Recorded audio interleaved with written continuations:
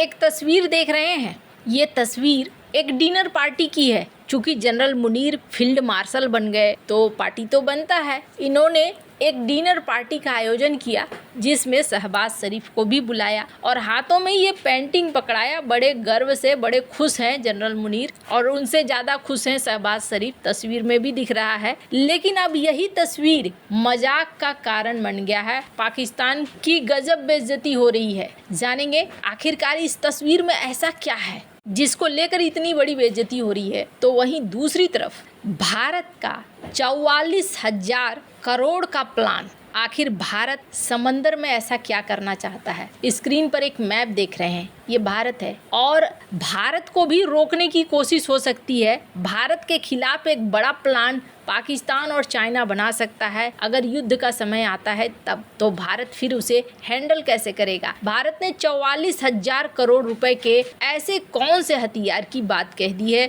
जो समंदर में हर जाल को काटेगा। गल्फ वॉर में एक हथियार बहुत ही काम आया था, उसी हथियार को क्या चाइना और पाकिस्तान इस्तेमाल कर सकते हैं और भारत उसकी काट तैयार कर रहा है। जियोपॉलिटिक्स में बहुत कुछ चल रहा है। हमेशा की तरह CIS न्यूज नेटवर्क के इस एपिसोड में जानने को मिलेगा बहुत कुछ। आइए जानते हैं इन खबरों को विस्तार से। एक बड़ी पुरानी कहावत है, कहते हैं अकल न क्यारी उपजे और प्रेम न हाट बिकाए। कुछ ऐसा ही सीन पाकिस्तान के साथ है।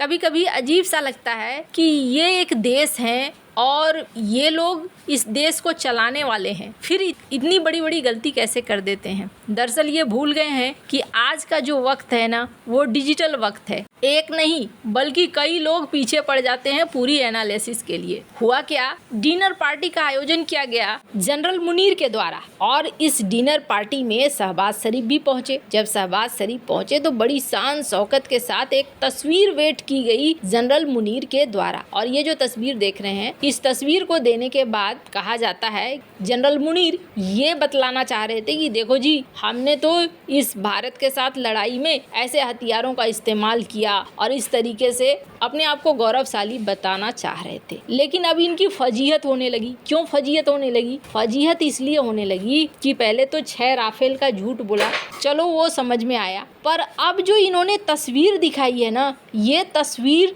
साल 2018 की है और इस तस्वीर को चाइना ने प्रकाशित किया था। ये तस्वीर चाइना के एक युद्धाभ्यास की है जहां पर इन्होंने बॉर्डर डिफेंस में दिखलाया था और उसी तस्वीर को इन्होंने चिपका दिया और चिपका कर एक बड़ा सा पेंटिंग बनाकर थमा दिया शहबाज शरीफ को। अब लोग कह रहे हैं कि भैया पहले 6 राफेल झूठ मूठ का गिरा दिया और अब ये तस्वीर भी झूठ मूठ का सौंप दिया। वहीं भारत की बात करें तो भारत की सच्चाई अब निकलकर सामने आ रही है। जिस नूर खान बेस को लेकर पाकिस्तान ने कहा था कि नहीं नहीं कुछ भी नहीं हुआ है, यहाँ पर देखने को मिल रहा है कि सैटेलाइट तस्वीरें खुलासा कर रही हैं कि नहीं, नुकसान तो यहाँ पर हुआ है। स्क्रीन पर देख सकते हैं एक इलाका, जो इलाका पूरी तरीके से तबाह हो गया है। कहा जा रहा है कि भारत के हमले के बाद यहाँ पर तबाही अब साफ साफ नजर आने लगी है। सैटेलाइट तस्वीरों में ये देख सकते हैं आप, ये इलाका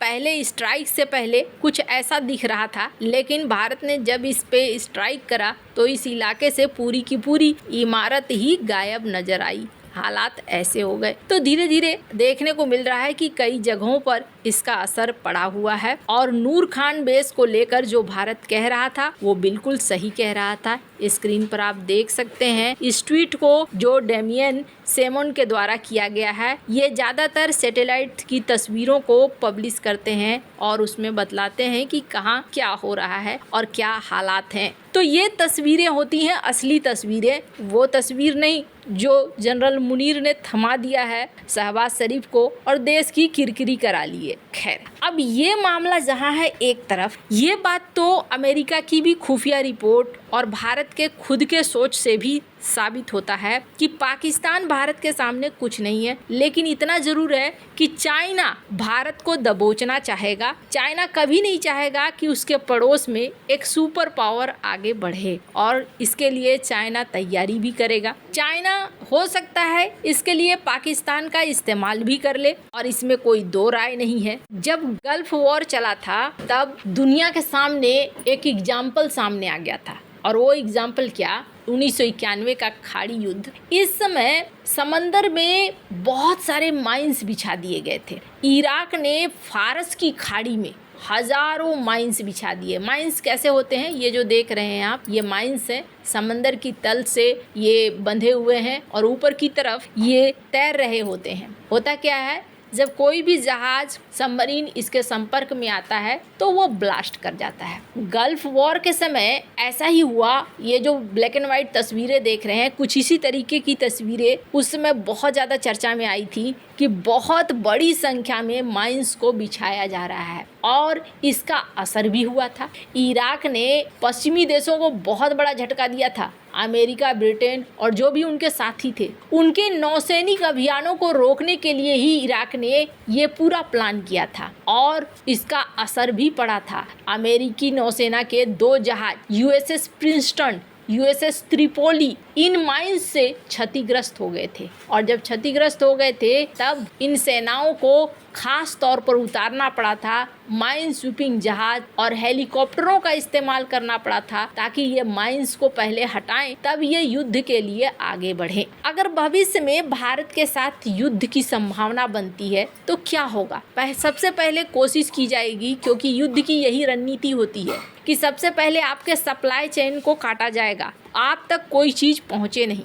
भारत के एक तरफ पाकिस्तान है, दूसरी तरफ चाइना है, तीसरी तरफ बांग्लादेश है, पर समंदर का इलाका भारत का बहुत बड़ा है और भारत का 90% व्यापार होता है समंदर से। वैसे तो ये समंदर का इलाका बहुत ही बड़ा है, लेकिन जब युद्ध का समय आएगा तो यहाँ भारत को रोकने के लिए आसपास में इसी तरीके से माइंस को बिछाने की कोशिश जरूर होगी ताकि सबसे पहले भारत के सप्लाई चेन को काटो। समंदर के रास्ते से उसे कोई मदद नहीं मिलनी चाहिए और ये बात काफी लंबे समय से डिस्कस भी हो रही थी। अब जाकर ये देखने को मिल रहा है कि भारत ने इस मामले में एक्टिव होकर बड़ा कदम उठाया है और 12 स्वदेशी माइन स्वीपर्स, जो ऐसे जहाज जो इन माइंस को हटाते हैं, उसके लिए 44,000 करोड़ रुपए की मंजूरी दे दी है। ये मंजूरी बहुत ज़्यादा ज़रूरी थी। जैसा मैंने कहा, आप आर्टिकल्स में भी देख सकते हैं, काफ़ी पुराने समय से ही ये बातें हो रही थी कि भारत को इसकी ज़रूरत है। फिर एक बार को ये भी बात होने लगी कि भारत के पास नहीं है तो रूस के कुछ ड्रोन्स ले सकता है,